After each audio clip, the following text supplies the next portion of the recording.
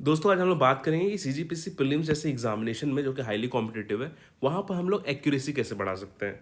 बहुत ही शॉर्टली मैं आपको एक्सप्लेन करूँगा किस प्रकार से आप दो तीन प्रैक्टिकल टिप्स हैं उनको फॉलो करते हुए एक्यूरेसी बढ़ा सकते हैं।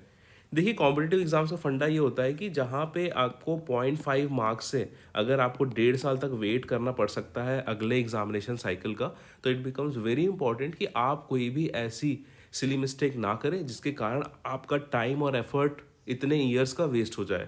तो हम देखते हैं कि जो बेसिक रूल्स हैं क्या क्या है, बहुत ही सिंपल मैं एक्सप्लेन करने की कोशिश करूंगा दोस्तों। ये सबको मैंने पर्सनली फॉलो किया है एंड आई थिंक मुझे काफ़ी काफ़ी फ़ायदा हुआ है। बहुत सिंपल ट्रिक्स है, उसमें कुछ एक्स्ट्रा नहीं पढ़ना है, बस आपको अपनी थोड़ी सी अप्रोच चेंज करनी है। पहला है कि always eliminate option. Always eliminate option का मतलब ये है कि यूजुअली लोग क्या करते हैं, मान लीजिए कोई क्वेश्चन दिया हुआ है, ठीक है, और इसका ऑप्शन दिए हुए हैं ए, बी, सी और डी। और मान लीजिए स्ट्रेट फॉरवर्ड क्वेश्चन है तो उसमें ऐसा होता है कि लोग हमेशा सही आंसर ढूंढते हैं। फॉर एग्जाम्पल मान लीजिए बी आपका करेक्ट आंसर है तो बी को टिक करेंगे एंड उसके बाद OMR में भर देंगे विदाउट रीडिंग ऑप्शन ए, सी और डी। लेकिन दोस्तों मेरा ये मानना है कि you should always always arrive at your correct questions and answers through elimination. तो आपको डायरेक्टली बी में टिक ना करते हुए दोस्तों आपको एक सिंपल अप्रोच ये रखनी चाहिए कि पहले आप ए को काटिए कि हाँ तो ये तो गलत है करके, फिर बी को बोलिए हाँ ये थोड़ा सा सही लग रहा है, इसको होल्ड पे रखते हैं, फिर सी भी डेफिनेटली गलत गलत है एंड डी भी डेफिनेटली गलत है, उसके बाद बी पे आप टिक मारने की आदत डालिए। दोस्तों ये सिंपल ट्रिक है जिसके कारण मैं कह सकता हूँ कि मेरी जो सिली मिस्टेक है, जैसे मान लीजिए अगर मैं पेपर्स में नॉर्मल दिन में हो सकता है अगर 7 सिली मिस्टेक करता हूँ, तो दोस्तों इस ट्रिक को यूज़ करने के बाद मेरे जो सो कॉल्ड सिली मिस्टेक है they are reduce to only 1 और 2 क्वेश्चंस। तो ये मैं आपको एडवाइस करना चाहूँगा दोस्तों कि अगर आपको एक्यूरेसी बढ़ानी है तो सबसे सबसे इजी तरीका है कि एलिमिनेट करिए ऑप्शंस को पहले, उसके बाद सही आंसर में अराइव करिए। क्योंकि एक बार आप ऑप्शंस एलिमिनेट करते हैं तो it means you have definitely read all the available options, और उसके बाद मान लीजिए जल्दीबाजी में आपने बी को टिक कर दिया और उसके बाद आपको लगा कि यार डी तो ज़्यादा करेक्ट आंसर था इस पर्टिकुलर क्वेश्चन के हिसाब से, तो देन दैट्स समथिंग जिसके लिए आपको वंस अगेन 1.5 साल वेट करना पड़ेगा इस गलती के कारण। तो दोस्तों पहला रूल एकदम सिंपल है कि आपको हमेशा एलिमिनेट करने हैं ऑप्शंस, ठीक है। दूसरा ये है कि ऑलवेज ट्राई मल्टीपल स्टेटमेंट वाले क्वेश्चन। देख लीजिए मान लीजिए अगर बहुत सारे स्टेटमेंट दिए हुए हैं किसी क्वेश्चन में, फॉर एग्जांपल पहला स्टेटमेंट है, दूसरा स्टेटमेंट है, तीसरा स्टेटमेंट है, चौथा स्टेटमेंट है, और वहाँ पे जो ऑप्शंस अरेंज्ड है वो कुछ इस प्रकार से अरेंज्ड है कि 1 correct, 1 and 3 correct, 3 and 4 correct, only 4 correct. तो मान लीजिए अगर आपको यहाँ पे पता है कि स्टेटमेंट नंबर 1 डेफिनेटली गलत ऑप्शन है, तो ऑप्शन ए कट गया, ऑप्शन बी कट गया, उसके बाद आपके पास बचते हैं ये दोनों ऑप्शन, ऑप्शन सी और डी। And let me tell you दोस्तों कि इन दोनों में आप थोड़ा सा अगर दिमाग लगा लेंगे ना, तो जैसे फॉर एग्जांपल ये जो ऑप्शन है इसमें बस आपको एक चीज़ डिसाइड करनी है कि यहाँ पे तो ऑप्शन 1 गलत था तो ऑटोमेटिकली ऑप्शन ए और ऑप्शन बी ये दोनों कट गए। अब क्या है कि सी और डी में देखेंगे तो 4 तो दोनों में है, तो आपका जो सिंगल टेस्ट रहेगा इस आंसर तक अराइव करने के लिए वो रहेगा कि क्या स्टेटमेंट 3 सही है या नहीं है। तो ऐसे कंडीशन में क्या होता है दोस्तों, अगर आपको स्टेटमेंट 4 के बारे में पता भी नहीं है कि ये सही है या सही नहीं है, तो ऑप्शन के द्वारा इस प्रकार से अरेंज्ड होता है कि आपको 4 के बारे में चिंता करने की ज़रूरत ही नहीं है, क्योंकि ये क्वेश्चन इस प्रकार से डिज़ाइन हो गया है कि ऑप्शन 1 तो डेफिनेटली गलत है, तो ऑप्शन ए और बी तो चले गए, 4 तो दोनों में है तो इसका मतलब ये तो डेफिनेटली करेक्ट है, हमको 3 में के बारे में दिमाग लगाना है। तो देखो दोस्तों इसमें जो 4 ऑप्शन है ज़रूरी नहीं है कि आपको चारों ऑप्शंस पता हों, आपको बस स्टेटमेंट 1 और स्टेटमेंट 3 पता है तो इस प्रकार के क्वेश्चंस बन जाएंगे। तो ऑलवेज ट्राई मल्टीपल स्टेटमेंट वाले क्वेश्चंस।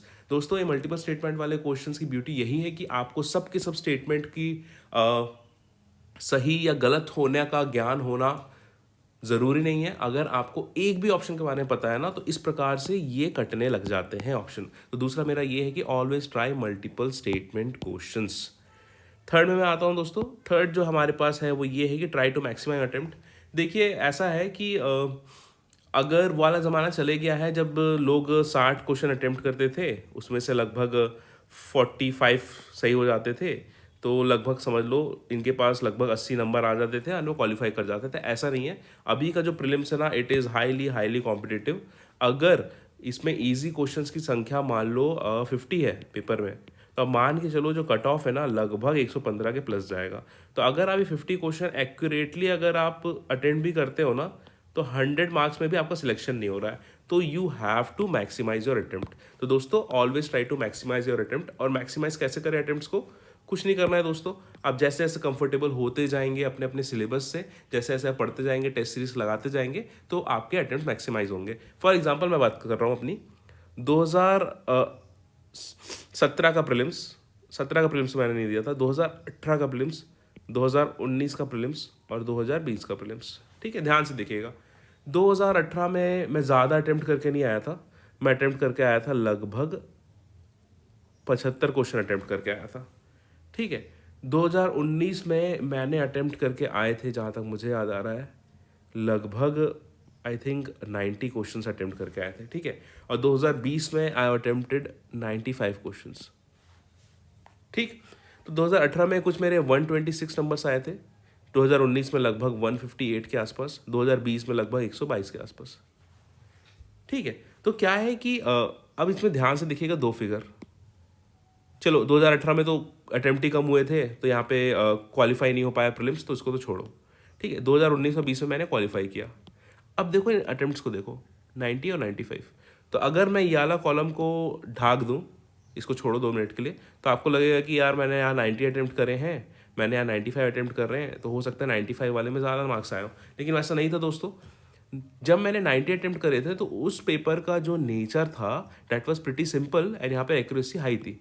लेकिन 2020 का जो पेपर था, यहाँ पर जो पेपर का लेवल था इट वाज टफ, और यहाँ पर एक्यूरेसी हाई नहीं थी। और जब आपकी एक्यूरेसी हाई नहीं होगी, तो यू हैव टू अटेम्प्ट थोड़ा सा ज़्यादा, जो कि उस पेपर के हिसाब से स्ट्रैटेजी मुझे लगेगी सही होगी। Then I scored 122। दोनों ही कंडीशन में दोस्तों, जहाँ पे कट ऑफ मेरे ख्याल से 140 गया था, और यहाँ पे कट ऑफ लगभग जो मार्केट में खबर है उसके हिसाब से 105 गया था। दोनों में मैंने लगभग 18 और कह सकते हैं 17 नंबर टॉप से निकाला है इस पर्टिकुलर प्रीलिम्स।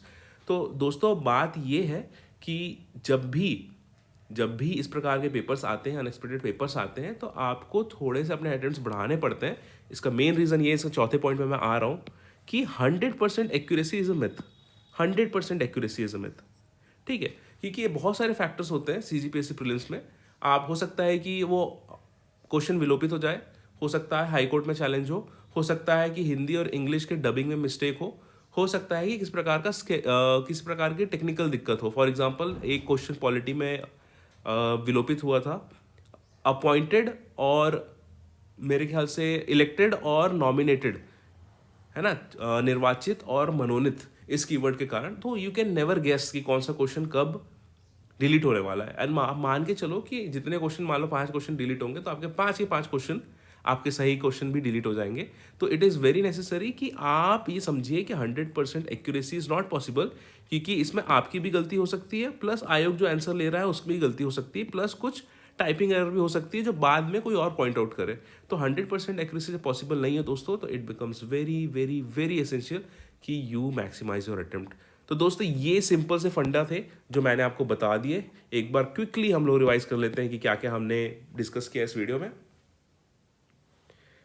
ऑप्शंस को हमेशा एलिमिनेट करना है, क्योंकि इसके बहाने आप 4 ऑप्शन पढ़ेंगे एंड आप डायरेक्ट या सिली मिस्टेक, क्वेश्चन आते हुए भी सिली मिस्टेक करने से बचेंगे। तो ऑलवेज एलिमिनेट द ऑप्शन, और लास्ट में सही ऑप्शन जो बच जाएगा उसको आप OMR में भरिए। दूसरा है कि जो मल्टीपल स्टेटमेंट के क्वेश्चंस होते हैं वो इस प्रकार से डिजाइंड होते हैं कि कहीं ना कहीं आपको चारों स्टेटमेंट की सत्यता के बारे में जानकारी होना जरूरी नहीं होता है। ऑप्शंस देख लीजिए, अगर उसमें किसी एक स्टेटमेंट का सही या गलत आपको फिक्स पता है तो यूजुअली क्वेश्चन बन जाते हैं। तो जो मल्टीपल स्टेटमेंट वाले क्वेश्चंस हैं ये बहुत इजी क्वेश्चंस होते हैं, और इनको अटेम्प्ट करके आप अपना स्कोर मैक्सिमाइज कर सकते हैं।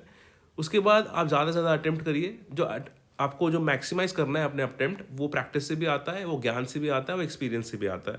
तो आप देख लीजिए, जहाँ तक हो सके क्वेश्चंस को सॉल्व करने का, थोड़ा सा रिस्क लेने का आदत डालिए, कि इस प्रकार का एग्जाम्स में it is very very rewarding. चौथा, आप समझ जाइए कि 100% accuracy is a myth. 100% accuracy अब पॉसिबल नहीं हो सकती है because of your personal factors and also because of factors beyond your control, like CGPSC की आंसर की high court case, printing mistake, Hindi English की डबिंग मिस्टेक एक्सेट्रा। तो आपको ज़्यादा से ज़्यादा अटेम्प्ट करने हैं दोस्तों। तो दोस्तों ये बेसिक रूल्स मैंने आप लोगों को बता दिए हैं और आशा करता हूँ कि आपको बहुत ज़्यादा फायदा होगा। सिंपल रूल्स है, कोई भी रूल्स बता दिया जाए लेकिन you have to practise it. तो आपको क्या करना है कि आपको आने वाले टेस्ट सीरीज में इन पर्टिकुलर रूल्स को थोड़ा फॉलो करके देखना है और देखना है कि आप कितना ज़्यादा नेट पॉजिटिव कर रहे हैं।